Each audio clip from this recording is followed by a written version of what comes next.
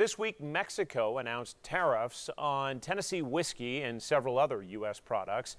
It's a direct response to President Trump's tariffs on imported steel and aluminum. 10 News reporter Jim Matheny spoke to distilleries in East Tennessee, keeping an eye on this trade war. Old Smoky Moonshine is still a relative newcomer in the distillery world. But since it opened in 2010, the business keeps shining. Mostly in the United States, but also makes runs of White Lightning throughout the world. Now its 35 to 100 proof products come with an additional percentage south of the border. Mexico announced a 25% tariff on Tennessee whiskey, payback for President Trump's tariffs on imported steel and aluminum.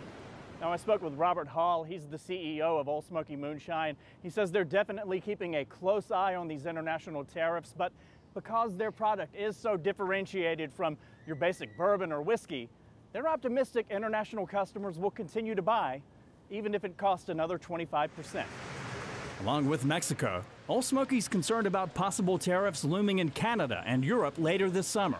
Canada is Old Smoky's biggest international market, followed by the EU and then Mexico. Brown-Forman, the company that owns Jack Daniels, said Wednesday it's also concerned about retaliatory tariffs on American spirits. And over the last several days, Senator Bob Corker has given a spirited reaction to the tariffs, specifically disagreeing with President Trump's justification for the tariffs in the name of national security.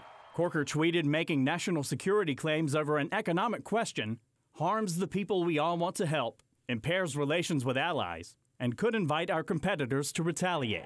While the tariffs and retaliations continue, distilleries in Tennessee hope it doesn't lead to any long-term whiskey woes that dry up international profits. In Sevier County, Jim Matheny, WBIR 10 News. And a footnote here, Senator Bob Corker has also introduced a bill that would require Congress to approve any tariffs made in the name of national security by the president.